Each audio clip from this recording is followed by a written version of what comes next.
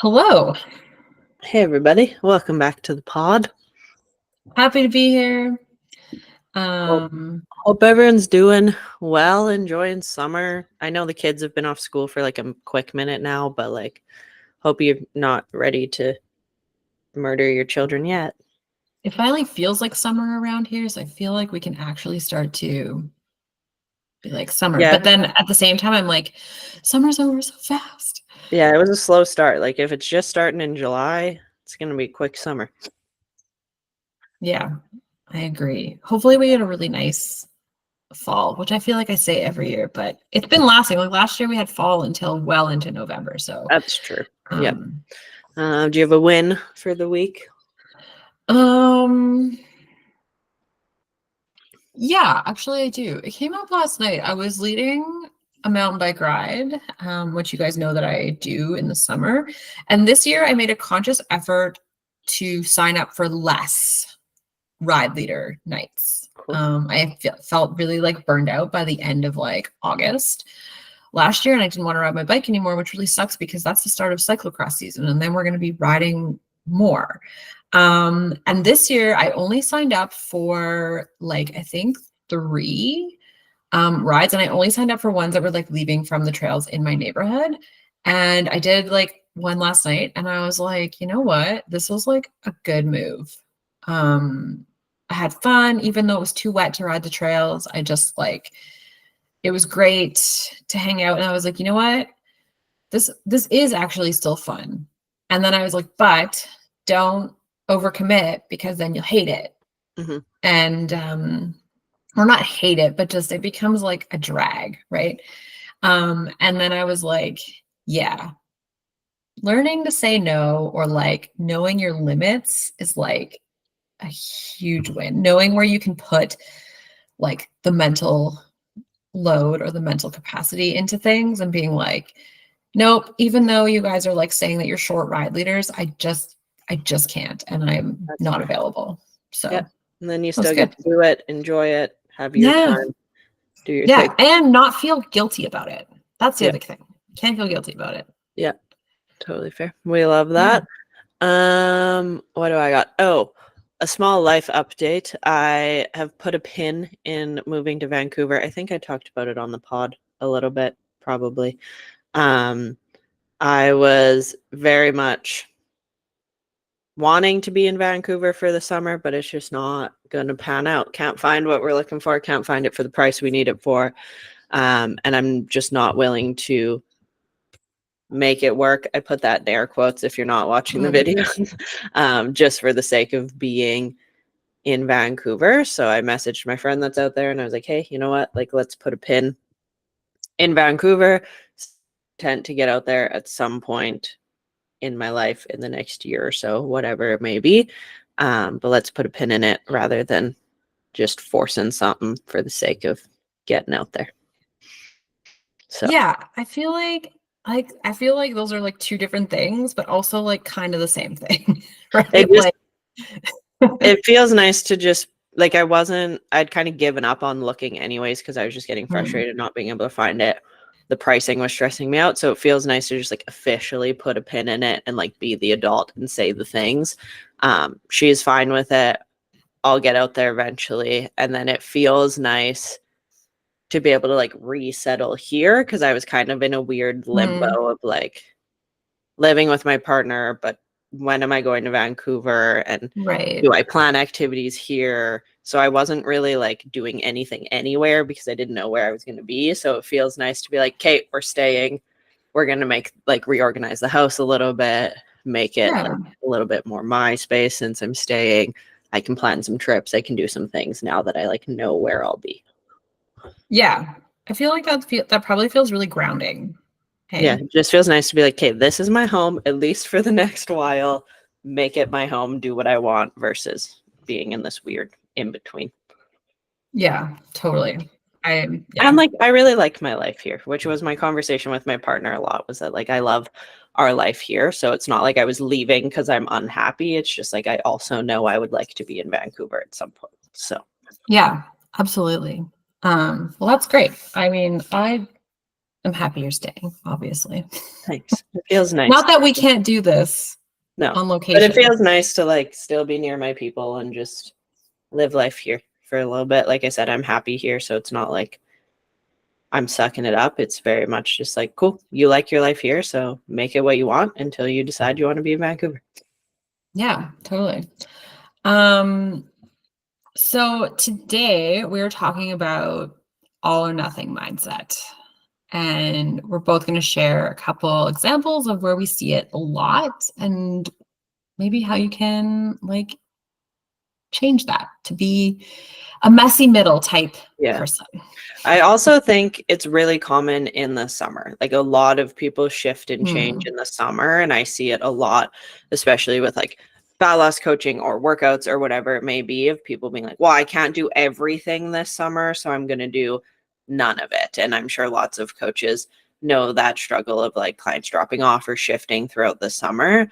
And I think that can be a really dangerous game to play, because if you're like, well, I can't do every single thing, so I'm going to do none of it, then once summer's over, you're probably not going to feel so hot about yourself because you didn't do any of the habits that make you feel good.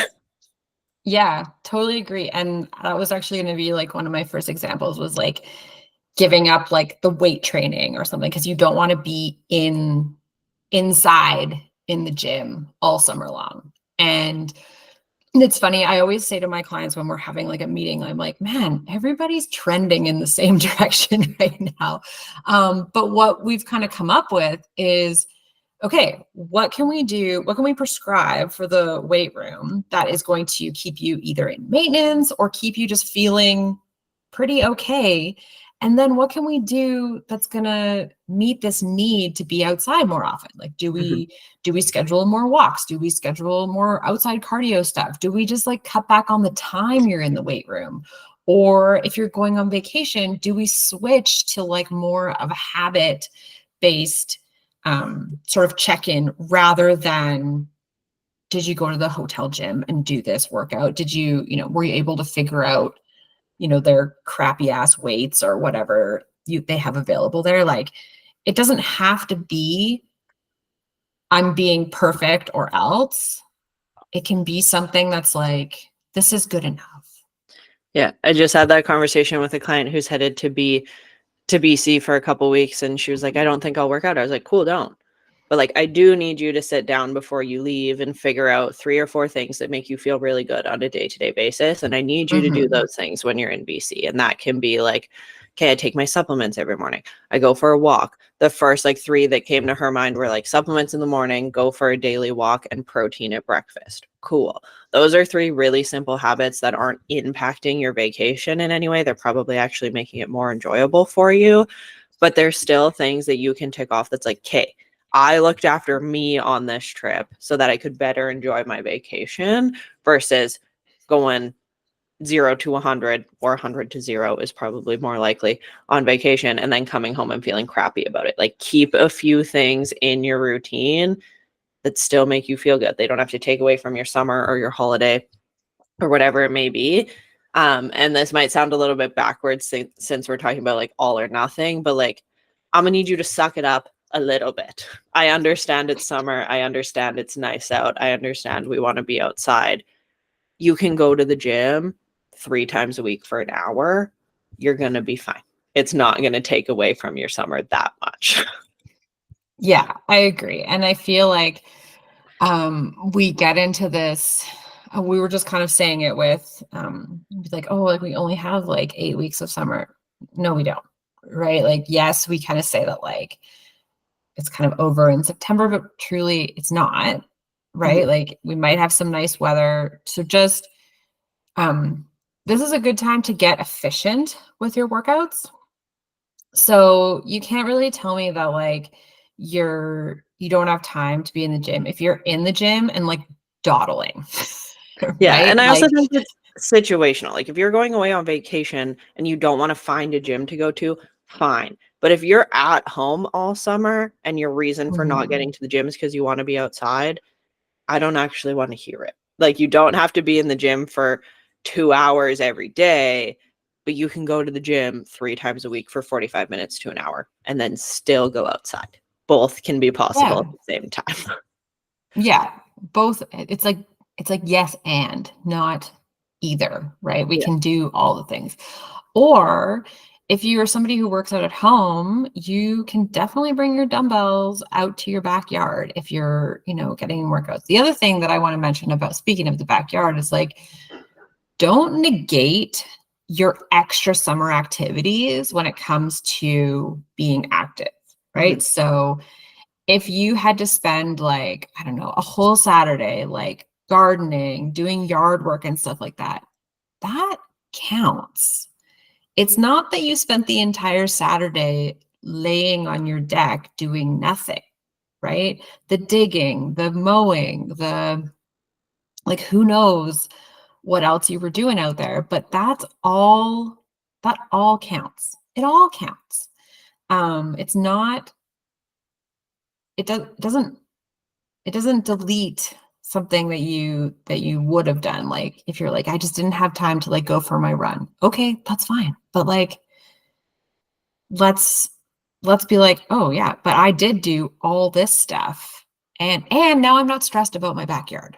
Yeah. And I think a big thing I talk about with clients in the summer is like find ways to do your activities outside with the people you're trying to spend time with. Like your kids can go for a walk, I promise you. So if we can like combo a couple of those activities, then it's probably going to be less stressful than like, oh, in order to go for a walk, I can't hang out with my kids. Like we can combo some of the activities.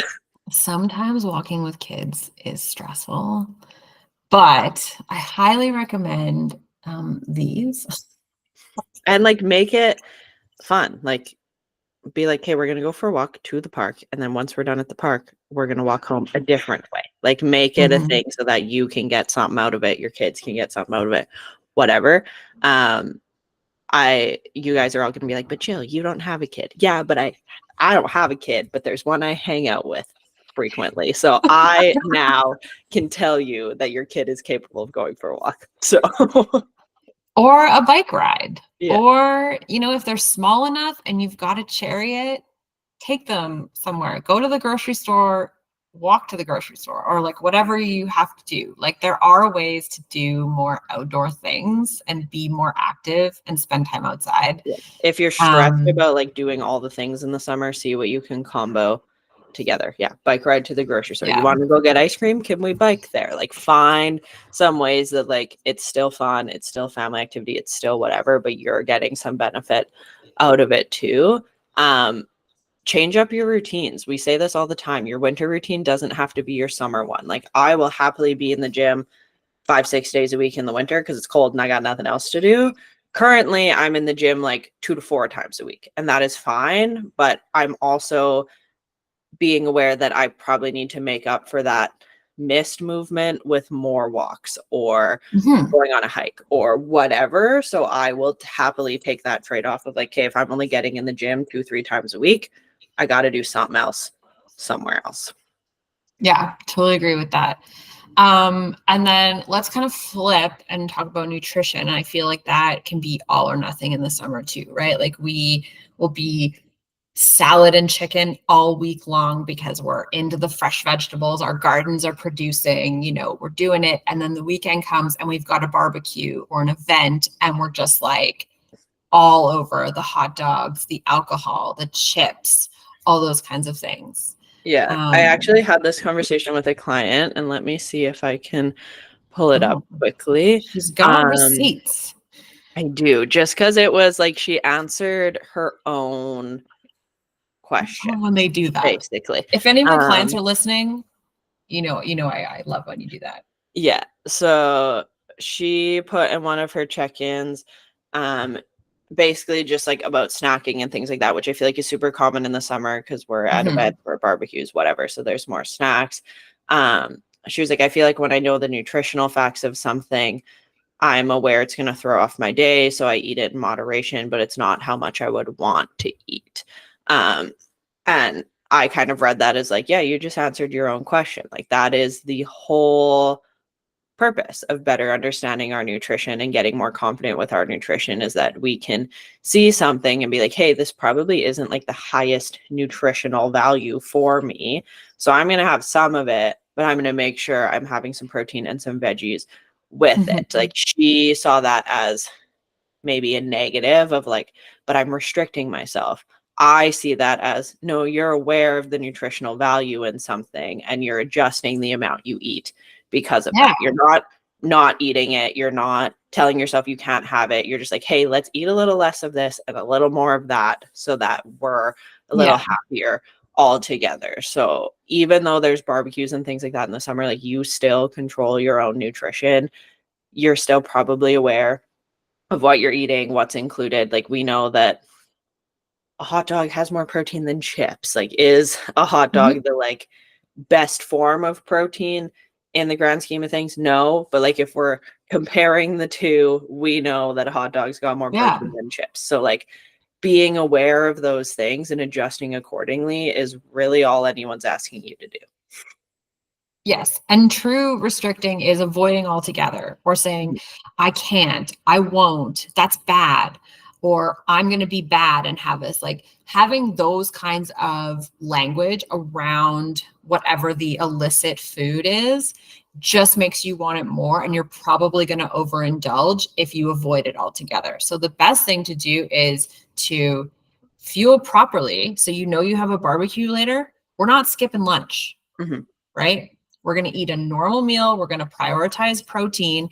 And when we find something at the barbecue that's delicious, we're going to have a little bit and then we're going to walk away because we can enjoy things in an appropriate portion size without going overboard. And both Jill and I coach things like that. So if that's somewhere where you're struggling, we can work on that. And there are tools and little things we can do. But the first thing you have to do is not skip your meals leading up to the day of the barbecue. We're not saving calories for anybody. No. And it's like a conversation I have with myself all the time too. Like the other day, I was sitting on the couch with my partner and like we're in a current phase of Walmart has like all the Ritz type of crackers that are like 3 for $8. So like the sandwiches and like all the like, so we always buy them. But I was like sitting on the couch with the whole box of like the Ritz mini sandwiches. And then I looked at him, I was like, get these away from me. And that's not like a negative or a bad thing or like a shame thing. It was just like, I can't sit here with this box of crackers or I'm going to eat them all. Yeah. So like knowing that we're more likely to just keep eating when things are in front of us is fine. It's not a bad thing. It's not a negative. It's just like, if you know your habit is to just like mindlessly throw them in your mouth because you have the whole bag, bowl, box, whatever. Yeah. Stop letting yourself have the whole thing at one time. That is absolutely the first step, is to not take the box or the bag with you. And if you're friends with me, from the buffet table. Yeah, if you're friends with me, you've heard me say that a million times where I just like have a moment of clarity and I'm like, get these away from me. And I'll literally like hand the snack to you and be like, yeah, these are yours now. And it's okay if you get to that point where you're like, whoa, take the bag of chips away, right? Like that is a great step to be like, I am now, like we've come back to mindfulness and we've got it. I was going to say something else to that. I don't know what I was going to say. But yeah, I think like you're never too far gone, right? No. Like your metabolism, it doesn't like get a bag of chips in you and it just halts. That's not how this works, right? Like when you are well fed and you're doing the right things most of the time, when you overindulge on something like that, your metabolism just goes, oh, a little bit more, no problem. And then we're back to normal. Like, don't think that like once I've gone all in, I might as well just like to heck with it. We're going YOLO. Like we're up, like just might as well just ruin it. Right. That's not how it works. No, still give yourself that moment of like, I'm good. Take these away, walk away, put them away, whatever. I would rather you do that than be like, well, might as well eat the whole box because now we're just going to feel double bad. Because if we get to that moment, we've already clocked that we're probably overdoing it. So yeah, verbally say it. Like I make that request with people around me all the time when I catch myself in those moments of like, can you take these away from me, please? Like it's that simple. And then we're not going to feel bad about it for more than a couple of seconds. And we're not going to punish ourselves for it. Yeah. We're just going to move on Like Yeah. food doesn't have control over us. No, and that's a good time to do a little check-in with yourself. Like when I notice myself like mindlessly snacking, I'm like, okay, get these away from me. And then I'm like, do I need to actually eat something? Like that is the next Exactly. question of like, am Should I I actually be hungry? having a meal right now? Or if you listen to our last episode, is this a dopamine seeking behavior? Or like what's going on, right? Having the ability to pause for anything in the nutrition world is like peak mindfulness. I know we don't like, we're like, be mindful, just be more mindful. And people are like, I don't know what that is. That's what it is. That Being pause aware of, of the is this what I want? Do I need a meal? Is this a dopamine hit? Having that ability to stop and make a choice, that's mindfulness right I there. also think like in box. same thing as I said with workouts, like you're gonna have to suck it up a little bit with nutrition. Like if you're feeling crappy about your nutrition choices throughout the summer, make some changes with it. Continue to eat breakfast, take your supplements, prioritize protein, like be an adult and do those things for yourself. When I was on my trip, like I purposely went to the grocery store and made sure I had like quick, high protein things that I could just grab whenever I needed them so that I wasn't impacting anyone. I didn't have to go out of the way. It was just like, I have these things, they're on hand, they're easy for me. So do a little bit of planning and prepping for trips or barbecues or whatever so that you can make sure you're looking after yourself when it comes to nutrition and you're not having to rely on what somebody else makes or what other people bring or whatever it may be. Yeah. And I think the all or nothing part of that is we're not bringing Tupperware of chicken and salad to a barbecue, right? We're making sure that we're feeding ourselves appropriately. We're getting enough protein. Maybe we bring, I don't know, maybe if it's like hot dogs and you have a preference about like, you're like, I just really need like an all beef hot dog or like a chicken sausage dog. or whatever. Like, yeah, be an adult, do your thing. You know you best. Like, we don't have to be like, nope, I eat chicken and rice and broccoli unless you really want to. But like, you have to actually want to. But you are also Does allowed to anybody be an really adult, want to, though? and like you're also allowed to be an adult and show up to the barbecue and be like, hey, I brought a salad for everybody. Like, you Yeah. can be an adult and look after yourself. You don't have to just suck it up and eat whatever is fed to you. You're not Totally a child. agree. Yes.